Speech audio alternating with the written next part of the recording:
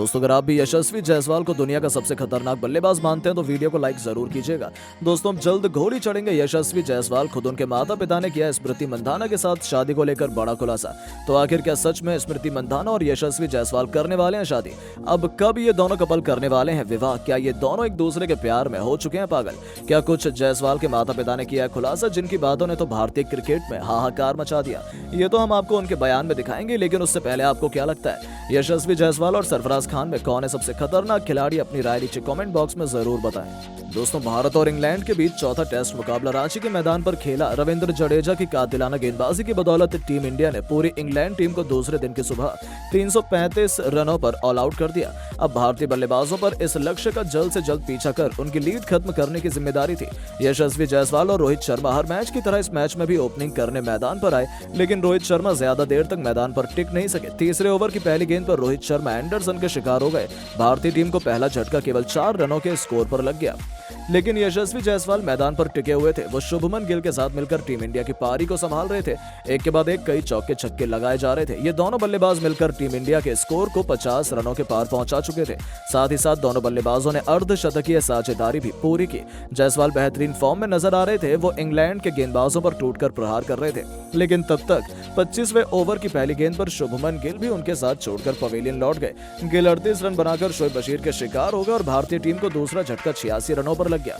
लेकिन जायसवाल अभी भी मैदान पर टिके हुए थे। वो खतरनाक बल्लेबाजी का नजारा दिखा रहे थे और तूफानी अंदाज में बल्लेबाजी करते हुए उन्होंने अपना अर्धशतक ठोक दिया। धीरे धीरे शतक की तरफ बढ़ रहे थे, लेकिन टीम के लिए 47वां ओवर लेकर आए शोएब बशीर ने यशस्वी जायसवाल को बोल्ड कर पवेलियन का रास्ता दिखा दिया।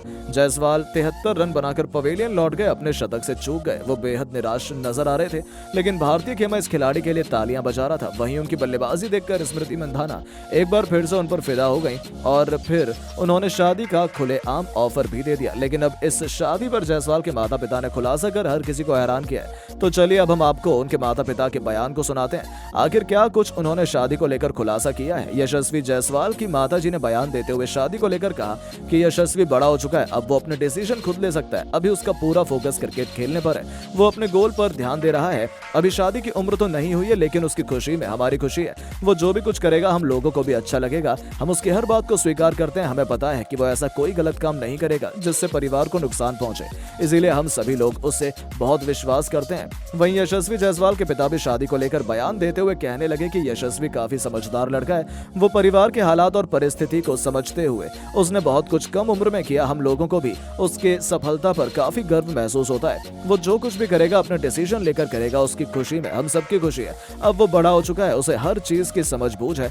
वो अपने क्रिकेट करियर पर ज्यादा फोकस करता है। उसे अपना लक्ष्य पता है, कहां तक जाना है। दोस्तों इंग्लैंड के खिलाफ चौथे टेस्ट के तीसरे दिन ध्रुव जुरैल के शतकीय प्रहार के बाद भारतीय गेंदबाजों का तूफान आया।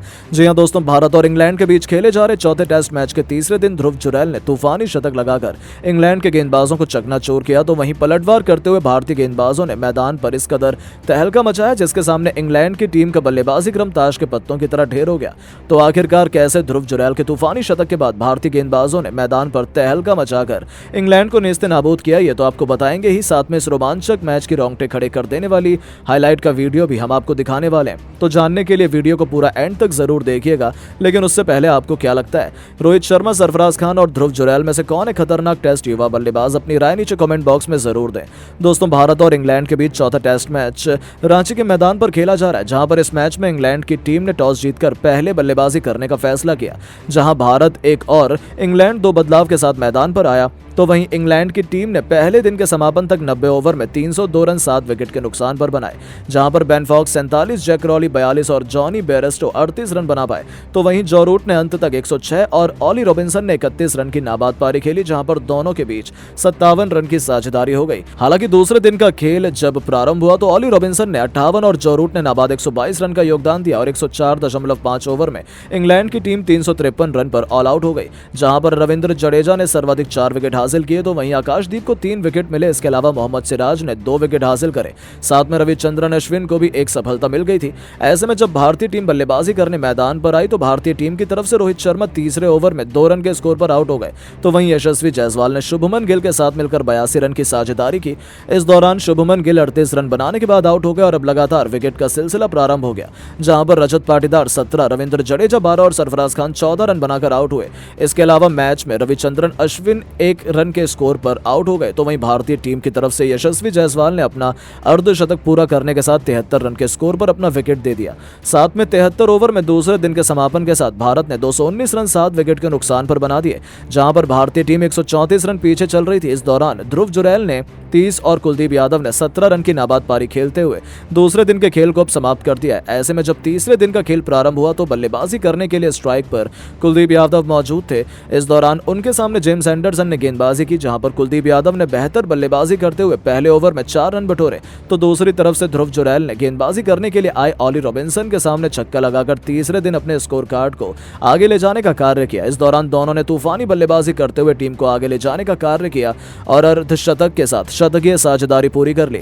इस बीच 82 ओवर में ध्रुव ने अपना अर्धशतक लगाने के बाद पहले सत्र के अंतिम ओवर यानी 103 ओवर के अंदर लगातार 2 गेंद पर 2 छक्के लगाते हुए अपना शतक पूरा कर लिया और पहले सत्र के अंदर 121 रन भारतीय टीम के दोनों बल्लेबाजों ने मिलकर बटोरे और भारत के स्कोर को 340 रन तक पहुंचा दिया। ऐसे में जब दूसरे सत्र का खेल प्रारंभ हुआ तो गेंदबाजी करने के लिए आए शोएब वसीर ने कुलदीप यादव को 65 रन के स्कोर पर पहले ही ओवर यानी 104 ओवर में एलबीडब्ल्यू आउट कर दिया।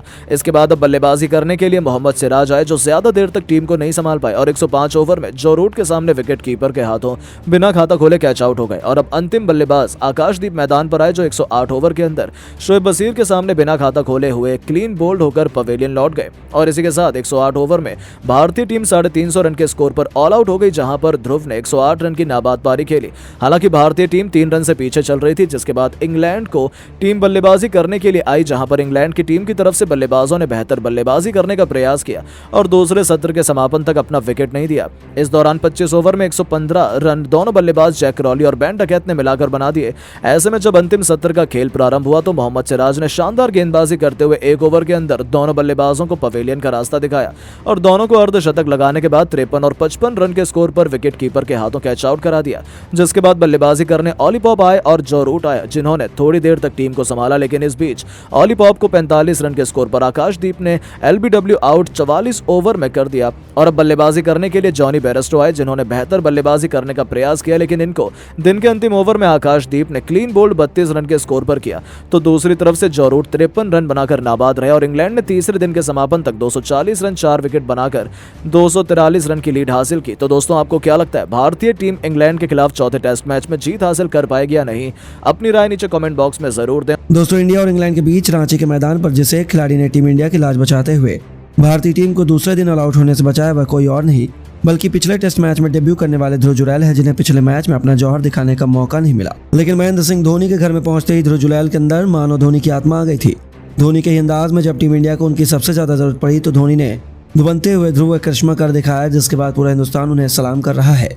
जी हाँ दोस्तों, इंग्लैंड के 353 रनों के जवाब में टीम इंडिया ने 177 रनों पर अपने 7 बल्लेबाजों को खो दिया।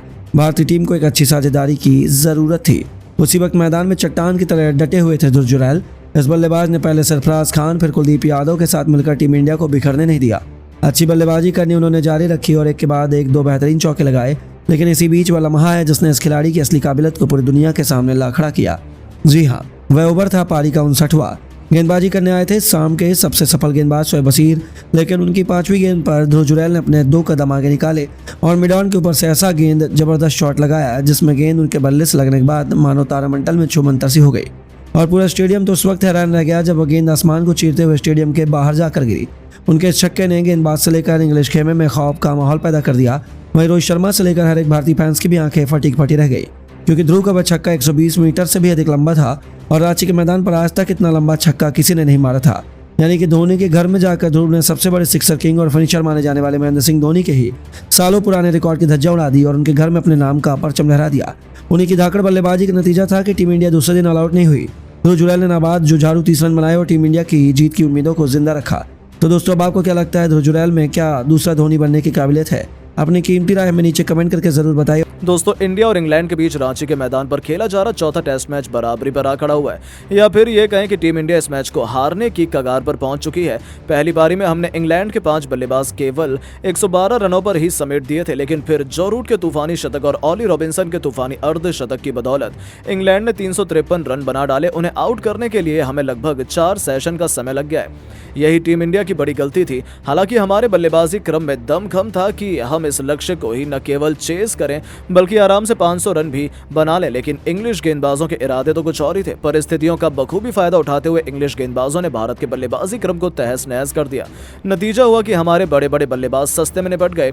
रोहित केवल 2 रन बना पाए तो पाटीदार 17, वहीं रविंद्र जडेजा केवल 12 रन कर चलते बने। यहां तक कि सरफराज खान 14 और अश्विन भी केवल 1 रन बना पाए। केवल दूसरी तरफ जायसवाल अपने शतक की तरफ बढ़ रहे थे, लेकिन वो भी 73 रन बनाकर आउट हो गए और 177 रन पर ही हमने अपने 7 बल्लेबाजों को गंवा दिया।